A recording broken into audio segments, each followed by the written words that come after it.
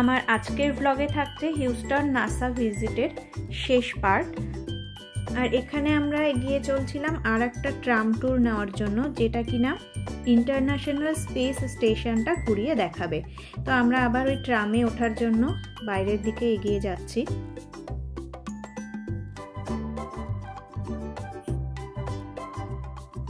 আমি হিউস্টন নাসার যে ফার্স্ট পার্কটা দিয়েছিলাম সেখানে আমরা রকেট পার্ক ভিজিট করেছিলাম। এই যে রকেট পার্কটা ছেড়ে আমরা এখন আবার এগিয়ে চলেছি। আর এই যে ইন্টারন্যাশনাল স্পেস স্টেশন যেটা, এটা কিন্তু একটু দূরে ছিল, মানে যে মিউজিয়ামটা সেটা থেকে বেশ খানিকটা দূরে। তো এটা দেখতে গিয়ে দেখছিলাম যে মানে এই নাসার জন্য অনেকটা জায়গা, অনেক বড় জায়গার উপরে বিভিন্ন রকমের প্রজেক্ট। আর এই যে আমরা এখন ভিতরে যে ঢুকে পড়েছি, এই জায়গাটাকে স্পেস ভেহিকল মকআপ স্পেস বলা হয়। এখানে তো বিভিন্ন অ্যাস্ট্রোনট এরকম তাদের ট্রেনিং করানো হয়। এছাড়া এই জায়গাটায় আমরা দেখছিলাম যে অনেকেই বসে এখানে কাজ করছিলেন, মানে কেউ কেউ তো একদম মেশিনারি পার্টসগুলো নিয়ে কাজকর্ম করছিলেন, কেউ ল্যাপটপ নিয়ে কাজ করছিলেন। তো এটা বুঝলাম একদম একটা কাজের জায়গা, একটা কোর জায়গা যেখানে কিনা কাজ করে লোকজন। আর বাইরে থেকে পুরো এই জায়গাটা কাঁচ দিয়ে মানে গ্লাস ওয়াল করা। তো সেখান থেকে সেই গ্লাস ওয়ালের বাইরে থেকে কিন্তু টুরিস্ট যারা তারা দেখতে পান। তো সেগুলোই আমরা দেখছিলাম। আর এগুলো তো আমরা কিছুই সেইভাবে বুঝি না, কি ধরনের কাজ, কি মেশিনারি পার্টস, এগুলো তো এত আমরা সাধারণ লোকজন বুঝি না।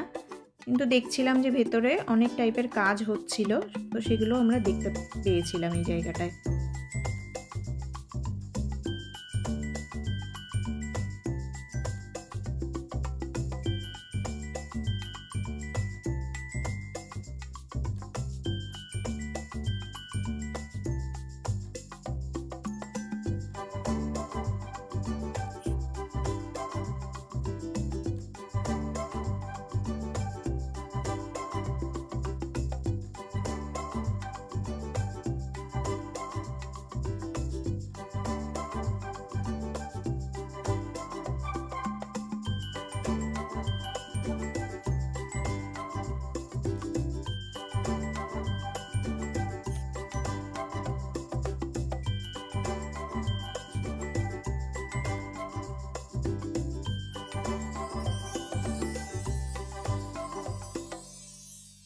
রকেট পার্ক আর অ্যাস্ট্রোনট ট্রেনিং সেন্টার এই দুটো ঘুরতে আমাদের 2টো বেজে গেছিলো। তো খিদে পেয়ে গেছিলো, আমরা ভেতরেই চলে এসেছিলাম একটা খাবার যে জায়গা আছে, ক্যাফেটেরিয়া মতন। তো সেখানে আমরা খাওয়ার জন্য তখন একটু রেস্ট নিলাম, খেলাম। দেন আমরা আবার ভেতরে যে মিউজিয়ামটা আছে সেই জায়গায় চলে আসলাম। আর এই জায়গাটা দেখো, যে স্পেস ক্রপস, মানে স্পেসের মধ্যে ক্রপ কি করে ফসল হয় সেটারও একটা ডেমো মতন ওইখানে করা আছে। আর এখানে এরকম বিভিন্ন ধরনের স্পেসের মধ্যে কিভাবে অ্যাস্ট্রোনটরা থাকেন সেই সবের সব ডেমো করে করে রাখা। এখানে একটা জায়গা ছিল যেখানে অনেক ফটো, সেই সব ফটোগুলো একটা ফটো গ্যালারি মতন করা।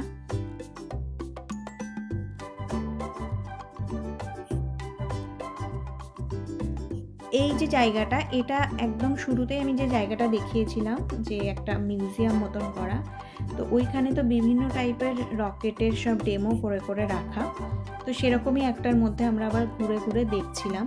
তো এখানে অনেক ছিল, সব তো আমার নাম মনে নেই, কয়েকটার নাম আমার মনে আছে। যেগুলোর নাম মনে আছে আমি বলবো, আর যেগুলো মনে নেই তো সেগুলো বলতে পারবো না। এটাই যেমন, এটা কি ছিল আমার এক্সাক্ট এখন মনে নেই।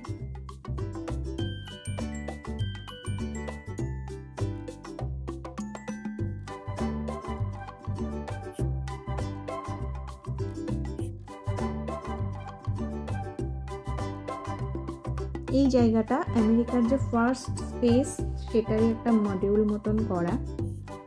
আর একদম শুরুর দিকে, মানে একদম ফার্স্ট যে মডিউলটা ছিল সেটাতে এইভাবে মানে কীভাবে ভেতরে অ্যাস্ট্রোনটরা থাকতেন তার একটা পুরো ভিউ এরকম করা। তো এই জায়গাটাতে পুরো মানে 360 ডিগ্রি অ্যাঙ্গেলে ওই ভেতরটাতে ওরকমভাবে ঘুরতেন, বা কোথায় তাদের থাকার জায়গা ছিল, কোথায় তাদের রেস্ট রুম, ওয়াশরুম, সমস্ত কিছু একদম আলাদা আলাদা করে সুন্দর একটা মডিউল মতন করে এই জায়গাটায় রাখা ছিল। তো ফার্স্ট 1958-এ আমেরিকার ফার্স্ট স্পেস যায়, তো সেটারই এই যে মডিউল। তো বিভিন্ন মানে সেক্টরগুলোতে কেমনভাবে থাকা হতো সেগুলোই দেখো এখানে পুরো মডিউল করে করে জায়গাটাতে ডেসক্রাইব করা। এই যে জায়গাটা, এটা একটা বাঙ্ক মতন, এখানে ওই অ্যাস্ট্রোনটদের থাকার মানে ঘুমানোর জায়গা ছিল এই জায়গাটা। তো এইগুলো দেখতে খুবই এক্সাইটিং লাগছিল।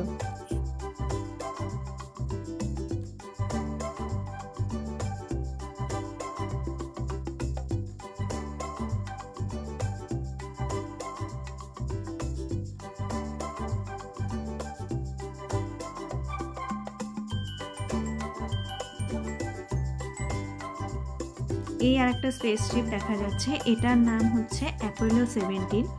আর এই স্পেসশিপটা চাঁদে গেছিল।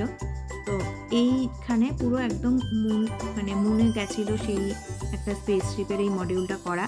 আর সঙ্গে মানে মুন রক, মুনের ওখানকার মাটি কেমন সেগুলোরও কিন্তু সব মানে ওইগুলো রিয়েল ছিল, তো ওগুলোও রাখা ছিল। সেটার আর আমার কোনো ফটো বা ভিডিও করা হয়নি, তো সেই জন্য আমি ওটা তোমাদের সঙ্গে শেয়ার করতে পারলাম না। এবার আমরা চলে এসেছি স্টারশিপ গ্যালারিতে। আর এইখানে যে এই যে ওপরের দিকে যে জিনিসটা দেখা যাচ্ছে আর একটা যে স্পেসশিপ, তো এটার নাম হচ্ছে ফেইথ 7।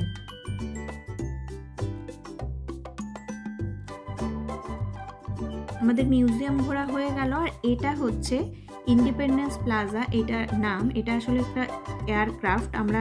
আমার ফার্স্ট যে ব্লগটা ছিল নাসার উপরে, সেখানে দেখিয়েছিলাম যে নাসাতে ঢুকছি, একটা বড় এয়ারক্রাফট রাখা ছিল, সেটারই ভেতরের ভিউটা এরকম। তো এই ছিল হিউস্টন নাসা ঘোরার শেষ ভিডিও। আমরা হিউস্টনে আরও অনেক জায়গায় ঘুরেছি, সেই ব্লগগুলো পরপর আসবে। So stay tuned. আজকের মতো বাই।